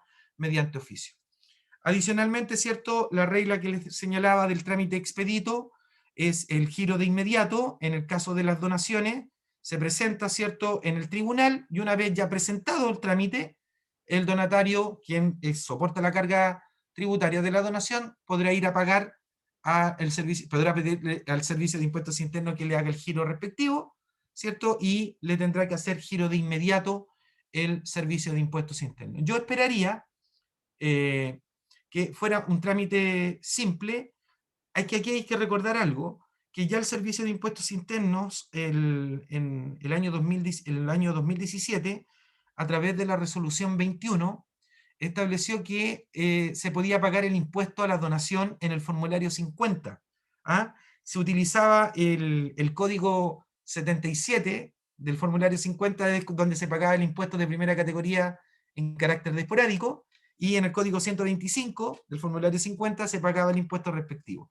Bueno, posteriormente en el año 2019 el servicio modificó este código y creó un código especial en el formulario 50, en el cual se utiliza el 819 para la base y el 820 para pagar el impuesto. Es decir, cuando una persona recibe una donación, quizás, ¿cierto?, que no fue insinuada, puede pagarla en el formulario 50, en la medida que, ¿cierto?, dentro exceda los topes del artículo 18, número 8, que hoy día alguien puede recibir una donación exenta y sin el trámite de insinuación, como lo vimos, ¿cierto?, en las láminas anteriores. Pero en la medida que ocurra una donación en dinero, usted podrá pagar el impuesto en el formulario 50 de manera electrónica. Entonces yo espero que aquí sea un trámite, ¿cierto?, esperamos todos que sea un trámite prolijo, expedito, en el cual el contribuyente pueda pagar.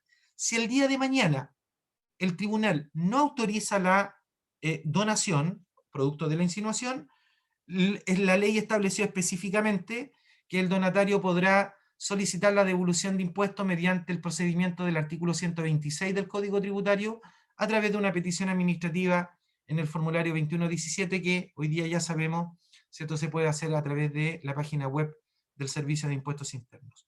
La misma presentación hoy día del impuesto a la ley de herencia se hace directamente en la página, y fíjese que es interesante, y aquí hay que reconocerle a los colegas del servicio que han ido mejorando esto. Usted coloca el root del causante cuando entra usted con sucesión siendo un heredero.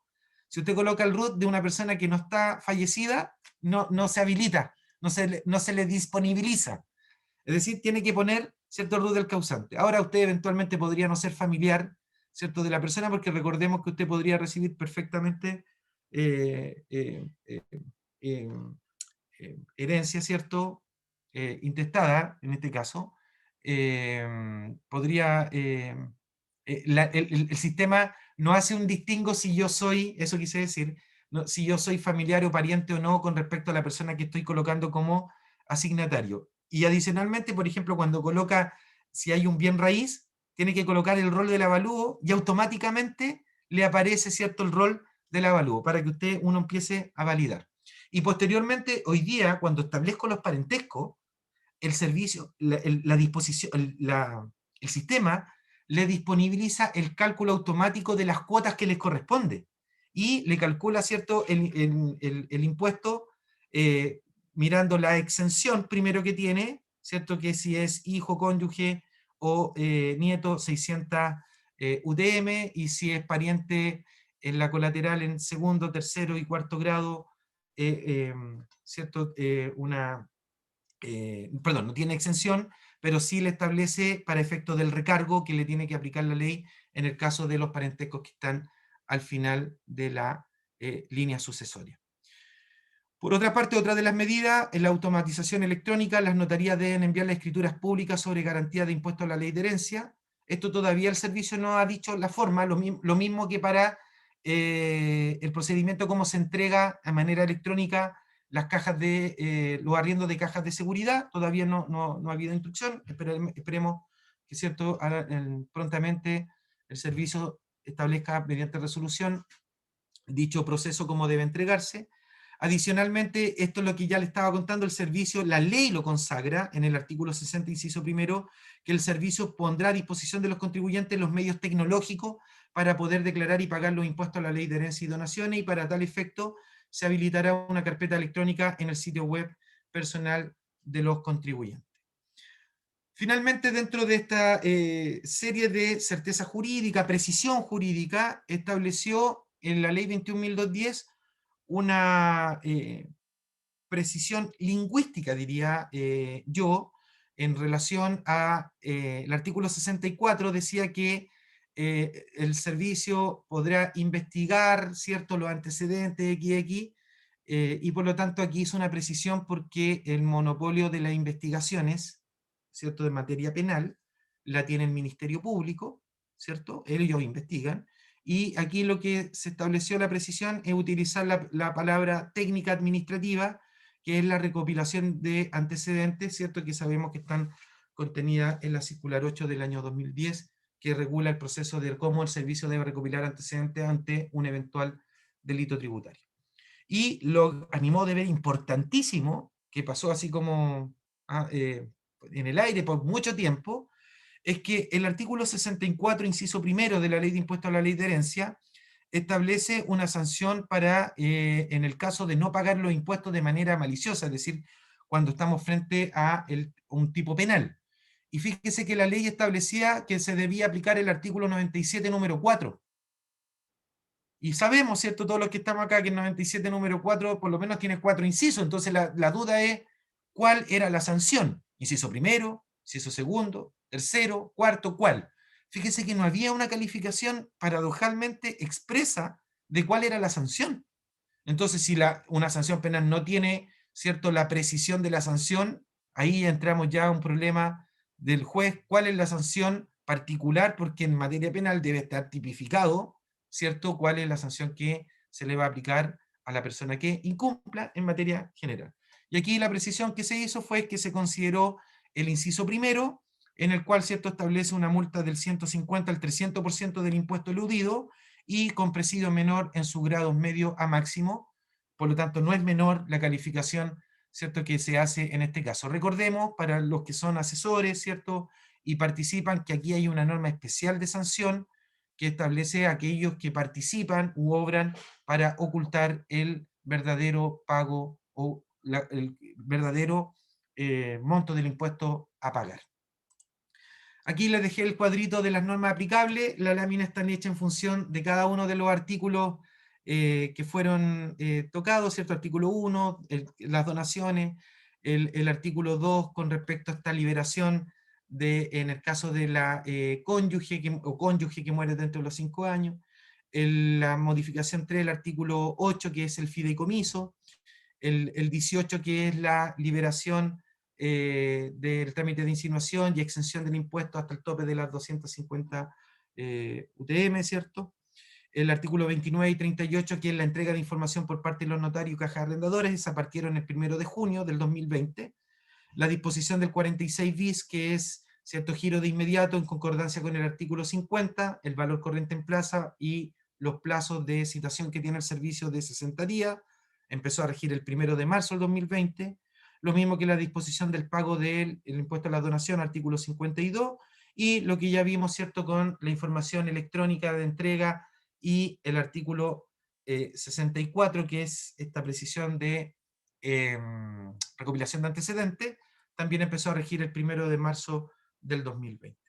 Y algún bonus track chiquitito que siempre es importante tener presente en estas presentaciones, lo he hecho bien en poquito tiempo, he hablado muchas cosas, pero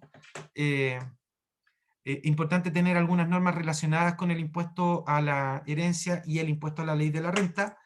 Particularmente, yo siempre los invito, colegas, a estudiar la norma del artículo 63, que es muy interesante desde el punto de vista de la aplicación de la norma general antielusiva.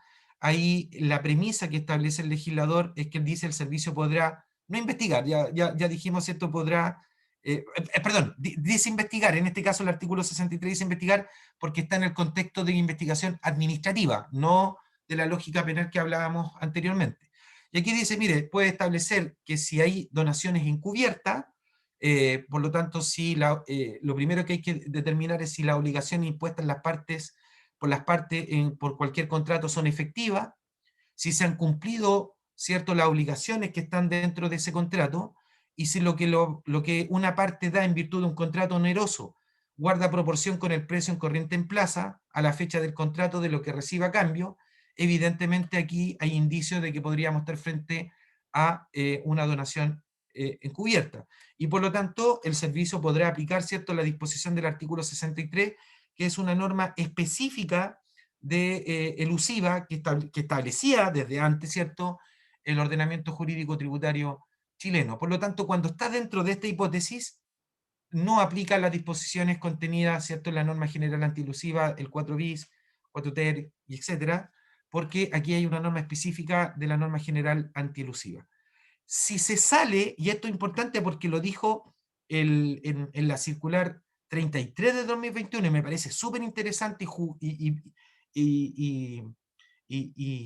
y de verdad que amarra ciertas conductas, lo dijo el servicio de la circular 33, que si eventualmente no se cumple ninguna de esas situaciones, es decir, en un contrato que no sea oneroso y no está dentro de lo que tipifica el artículo 63, se podrá revisar en función de la norma general antielusiva. Y ahí hizo la precisión, porque antes se decía, no, todo lo que esté en herencia y donaciones, norma general, ¿cierto?, del 63. Pero el servicio dijo, no, si no se cumplen estas 3 numerales que están acá, el servicio tiene la facultad, a mi modo de ver, correctamente lo dice el servicio, de aplicar la norma general contenida en el Código Tributario. Lo importante es que cuando está dentro de esta facultad, el servicio, ¿cierto?, podrá, de acuerdo a la prueba, ¿cierto?, que tenga, y sin que se califique el contrato en los tribunales civiles, dice que el servicio, fíjese que es bien fuerte, podrá liquidar y gerar el impuesto que corresponda, independiente, ¿cierto?, si hay un pronunciamiento sobre la calificación jurídica del respectivo contrato, en la medida que esté en la hipótesis del artículo 63. Aquí yo lo invito a leer el oficio 1851 del 2018, que principalmente habla de la prescripción, y aquí el servicio hace una distinción de no del artículo 200 para efectos de revisar, sino que se va a las disposiciones del Código Civil, particularmente desde cuándo puede empezar o desde cuánto debe contar los plazos para efectos de fiscalizar operaciones que se enmarquen dentro del artículo 63. Otra también de las cosas que tienen que tener importante es la modificación del artículo del DFL2 del año 59, que regula, ¿cierto?, el tema de la vivienda económica. Fíjese que a mí me llamó la atención que el servicio aquí todavía no ha dicho nada, alguna instrucción particular, y aquí yo creo que es importante que lo diga. Porque, ¿qué es lo que vino a hacer esta norma? Esta norma vino a eliminar el inciso segundo del artículo 18 del DFL2, en el cual, ¿cierto?, señalaba que las viviendas económicas o las cuotas de dominio sobre ellas que se adquieran por personas naturales por sucesión por causa de muerte, no se consideraban dentro del límite que establece actualmente la ley del DFL2, que son 2. Por lo tanto, si hoy día se eliminó, ¿cierto?, esa situación, no se van a computar, se van a computar para el límite de las 2. Lo único que hay que tener presente es que hay un derecho adquirido, aquellos, ¿cierto?, que hayan adquirido herencias anteriores a la vigencia del 1 de marzo del 2020 y adquirieron por sucesión por causa de muerte, esas no se van a computar para el límite. Pero aquellas que sean posterior al 1 de marzo del 2020, como se derogó el inciso segundo del artículo 18, la persona que está recibiendo ese bien de FL2, ¿cierto?, se le va a computar para efectos de considerar los beneficios tributarios que contiene el DFL2, y por lo tanto podríamos encontrarnos con, particularmente, que si estoy arrendando y tengo más de esas 2, podría empezar a tributar, ¿cierto?, en función del artículo 20, número 1, concordancia con el artículo 39, número 3, para efectos de la explotación de bienes raíces no agrícolas, que recordemos solo pagan impuesto global complementario cuando son personas naturales, en función de la exención del 39, número 3, que se estableció en la ley 21.210. Finalmente, ¿cierto?, se hizo una precisión en lo que era la liquidación de la comunidad hereditaria, solo una precisión se ordenó, se establecieron 3 tipos de liquidaciones, ¿cierto? En el caso de la liquidación de la sociedad conyugal, se estableció en una letra específica, la liquidación en el caso de la herencia que está contenida en la letra F, y se agregó para efecto de las liquidaciones cuando estamos frente a la disolución perdón, más que liquidación, a la adjudicación que se hace cuando hay una disolución de una sociedad. Lo importante aquí, colega, en lo medular, con respecto al artículo 17, número 8, letra F, es que una cosa es lo que se pague para efectos del impuesto a la ley de herencia, y otra cosa el monto que se adjudica la persona, porque usted comprenderá que, por ejemplo, si estamos frente a una propiedad, el cálculo se hizo en función del avalúo fiscal, ¿correcto? Pero esa propiedad podría valer 150 millones. Y si hay otra propiedad que vale, son 2 propiedades, y otra propiedad que vale 50 millones, y son 2 herederos, al momento, ¿cierto?, de que se empiecen a adjudicar, lo que se va a establecer ahí es el valor de la propiedad para efectos comerciales, para que cuando hagan su separata de saber lo que le corresponde, es el valor comercial. Pero ese valor usted no va a pagar impuesto al momento de que se le adjudique. Lo relevante es que el costo tributario, más allá de que el valor sea 200, 300 millones, va a ser aquel que se determinó para efecto del impuesto a la ley de herencia y donaciones. Ese costo tributario es que usted va a tener que el día de mañana tener presente, de manera reajustada, ¿cierto?, a la fecha de enajenación, que si lo vende va a tener que comparar con ese costo, y ahí va a determinar el mayor valor que va a generar en su venta. Recordar que si en el momento de la adjudicación usted tiene un bien inmueble, la ley sobre impuesto a la renta le permite dar como crédito al impuesto a la renta por la venta de ese bien, el impuesto que haya pagado a la herencia y donación. Lo importante aquí es relevar y tener presente que el artículo 41b regula, ¿cierto?, la renta de fuente extranjera, y en este caso hay una disposición bien precisa, que a veces la gente también no lo lee y pasa de largo en esto, que dice que no operan las disposiciones del artículo 17, número 8, salvo las letras F y G, ¿cierto?, y H, ahora con respecto a las liquidaciones propiamente tal. Esa norma, fíjense que anótenlo ahí, es de vital importancia, porque siempre la pregunta es, que le hacen a uno, oiga, si tengo una acción extranjera y obtengo un mayor valor, ¿debo regirla por el artículo 17, número 8? La respuesta es no. no por el 17 número 8 en sí mismo, sino porque el artículo 41b dice que no opera lo dispuesto en el artículo 17 número 8 en el caso de la renta de fuente extranjera. De ahí es la razón entonces que tiene que tributar de acuerdo a la naturaleza de ese mayor valor esa acción en virtud del artículo 20 número 5, una renta del capital, primera categoría y global complementario.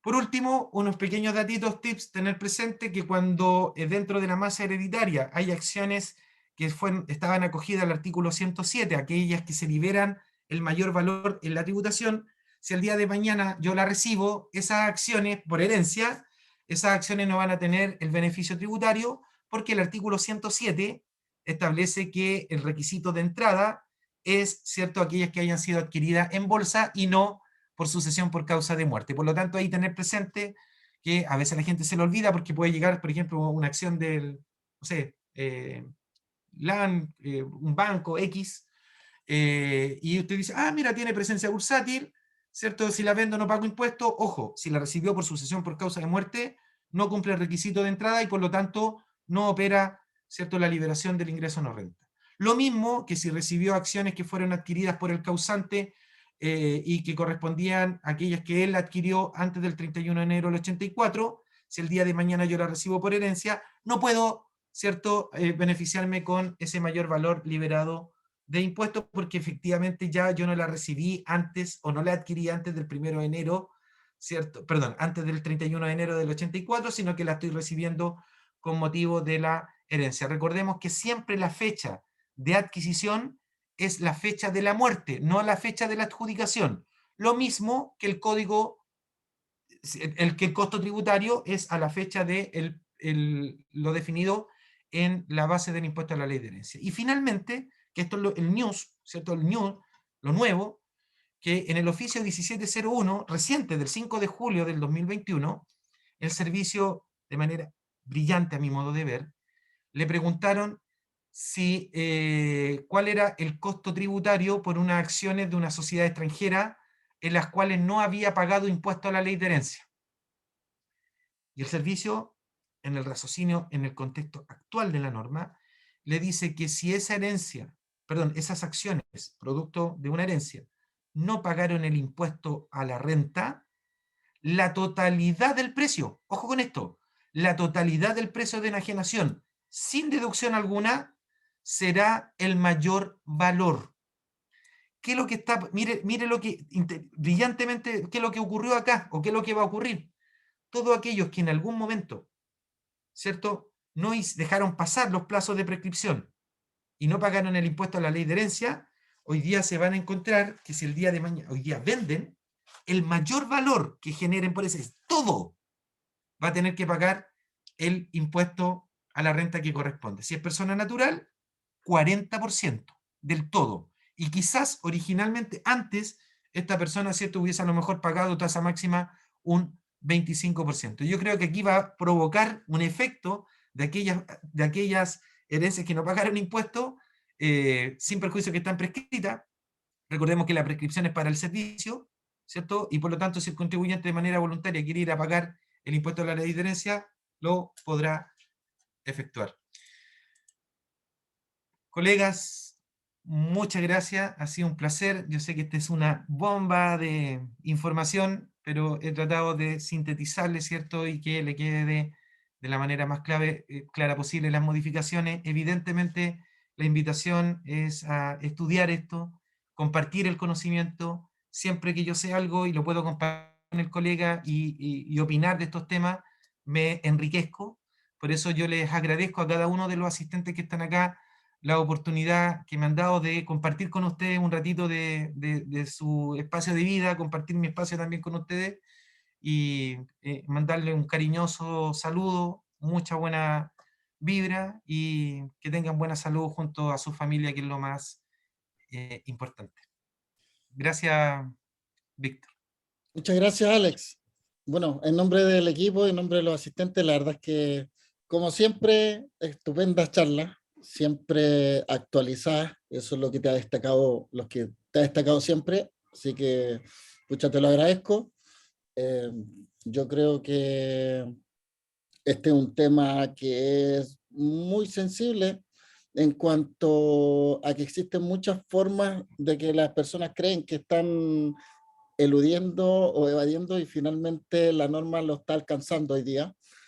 Y, y efectivamente, como tú lo dices, el servicio ha sabido salir bien de estas respuestas y eso, más allá de que de la salida bien o mal, nos da a todos certeza de que las cosas se van a ir cumpliendo y en el orden que se van haciendo, se va cumpliendo la cadena de la tributación, que es la que no se debe romper. Así que, bueno, muchas gracias, Alex. Yo De nada, Víctor, quiero ahí al colega Julio Retamale hace una interesante pregunta. Gracias, Julio, un abrazo acá a la distancia. Eh, Mire, este es una muy buena pregunta porque también a veces se confunde. Y vamos a partir del principio, bien cortito, porque hay una norma en el artículo 5º de la Ley sobre Impuesto a la Renta que establece la regla general, colega Julio, es que está mirando que si la persona falleció, quienes son responsables de pagar los impuestos, ¿cierto? Es la comunidad hereditaria. Entonces, la regla general es que si la comunidad o la sucesión, ¿cierto? No ha podido determinar la cuota o, ¿cierto? No han hecho el trámite y por lo tanto no pueden distinguir quiénes son los que tienen, cuánto el monto que le corresponde pagar, la ley hace una ficción y dice que por los 3 años, contando como un año, el mismo año en que falleció, durante 3 años usted podrá declarar la renta que haya generado, ¿cierto?, la sucesión con el RUT del causante. Pero fíjese que lo que está es interesante, la regla es que la regla general, esa es una forma de enterar el impuesto, porque en estricto rigor lo que uno hace es sacar la foto a la fecha de la delación, que es la muerte, y si esos bienes, como no los he repartido, están generando renta, en estricto rigor no es una renta del causante, es una renta de la comunidad. Y por lo tanto dice la ley, mire, si usted pudo determinarlo, cuántas son las cuotas, cada uno de los herederos deberá tributar en función de la cuota que le corresponde. Y fíjese que esto es interesante, cuando uno analiza el impuesto global complementario, uno piensa que solo son las personas naturales, pero fíjese que hay una normita que está en el artículo 52, ¿cierto? 53, 52, dice que el impuesto global complementario aplica para las personas naturales con domicilio o residencia en Chile y aquellos que están contenidos en el artículo 5, es decir, la sucesión. Ahora, obviamente no es la sucesión con el RUT, sino que es la alicuota que le corresponde a cada parte de la sucesión.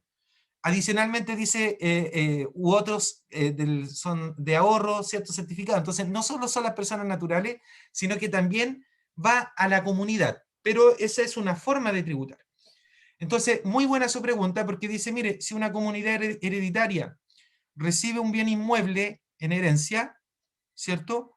Esas personas que forman parte de la comunidad pueden aprovechar la exención de la 8.000 UF en caso de la venta del bien inmueble, ¿cierto? Inmueble, o primero se debe formalizar con una escritura la partición de herencia para que cada heredero sea dueño de sus derechos y recién ahí puede aprovechar la exención. Fíjese que esto le preguntaron al servicio, excelente pregunta, y dice que en el caso, ¿cierto?, del empresario individual o la persona natural que había un bien inmueble, se puede vender. Recordemos que usted le puede pedir autorización al servicio, al director regional, la posibilidad de autorizarlo a la venta para poder pagar el impuesto, por lo tanto, ahí eventualmente podría vender. Y si está dentro de los 3 años, fíjese, el servicio ha dicho, puede operar la franquicia a la 8.000 UF. Ahora, si pasaron los 3 años o las cuotas fueron asignadas y los herederos venden sus derechos, recuerde que usted, la ley dice bienes raíces o derechos en bienes raíces, y por lo tanto cada uno que vende esos derechos de esos bienes inmuebles tienen la posibilidad de rebajar las 8.000 unidades de fomento. Importante porque cualquiera, muy buena la pregunta, don Julio, porque, Julio, no solo son los bienes raíces, sino que los derechos que recaen sobre bienes inmuebles. Y por lo tanto, por ejemplo, si yo tengo un derecho real, ¿cierto? Un usufructo, por ejemplo, de un bien raíz y obtengo un mayor valor, también le aplica la norma del 17.8 letra B. Así que sí es factible, colega, de poder utilizar la franquicia tributaria. Lo relevante de eso es que recuerde que independiente de la forma de tributar. Si es que pagar impuestos sobre las 8.000 unidades de fomento, ¿cierto? Independiente que pague todo el mayor valor en la renta bruta, o haya definido reliquidar, ¿cierto? Hasta 10 años, o haya optado por el impuesto sustitutivo del 10% en el caso del global complementario, o el heredero haya sido un contribuyente del impuesto adicional y tenga que pagar impuestos, si es un bien raíz, la ley le permite dar de crédito el impuesto que haya pagado por ese bien raíz en el impuesto a la herencia. Eso, muchas gracias, que tengan una bonita semana. No sé si ahí se abre la pantalla, Víctor, desconozco. No sé si hay Sí, algún sí, debería o alguien estar que quiera abierto. hablar, que me quiera decir que no le gustó, lo que sea, por último va a tener una interacción. Es que tú estás compartiendo tu presentación aún. Ah, lo saco, lo saco, lo saco, Sí. lo saco. No, mira, la verdad es que los espectadores están todos detrás, están sin cámara. Así que, pero sí hay bastante agradecimiento de parte de los espectadores. Así que, nada, Alex, yo sé que tenéis cosas que hacer, así que te vaya muy bien y muchas gracias por esta charla. Espero tenerte prontamente por estos lados de nuevo. Siempre Bueno, bienvenido. Así muchas que, gracias. Quiero mandar ahí a los que escribieron, a mi amigo William Peña, que siempre me tira a María Toso, a Eliezer Sánchez. Muchas gracias, Eliezer. A Raúl Lor, a Ignacio Mati, también otro amigo por mucho tiempo. Así que mis cariños para todos ellos. Que estén muy bien. muchas gracias, Alex. Que tengas un buen fin de semana. Cuídate. Gracias, que estén bien. Gracias, Mayeli. Chao.